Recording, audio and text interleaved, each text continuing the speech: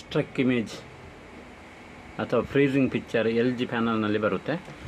ಇದನ್ನು ನಾನು ಏನು ಮಾಡಿದೆ ಅಂತೆಲ್ಲ RD1 ಬೈಪಾಸಿಂಗ್ ಮಾಡಿದೆ. ಇಲ್ಲಿ ಟಿಕಾನ್ ಬೋರ್ಡ್ನಲ್ಲೇ ಮಾಡಿದೆ.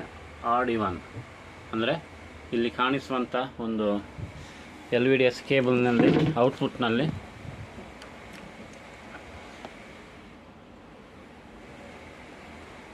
VGHಗೆ ಪಾಸಿಟಿವ್ RD1 ಅಂದರೆ VGH ಅನ್ನು ಕಟ್ ಮಾಡಿಕೊಂಡು VGH ಅನ್ನು RDಗೆ VGL ನೆಗೆಟಿವ್ ವೋಲ್ಟೇಜನ್ನು E1ಗೆ ಕನೆಕ್ಟ್ ಮಾಡಿದೆ.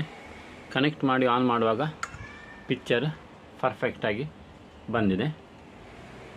ಇಲ್ಲಿ ಈ ರೀತಿಯಾಗಿ ಟಿಕಾನ್ ಬೋರ್ಡಿನ ಔಟ್ಪುಟ್ನಲ್ಲೇ ಡಿಸ್ಕನೆಕ್ಟ್ ಮಾಡಿದ್ದೇನೆ. ಇದನ್ನು ನೀವು ಪ್ಯಾನಲ್ನಲ್ಲಿನೂ ಮಾಡಬಹುದು.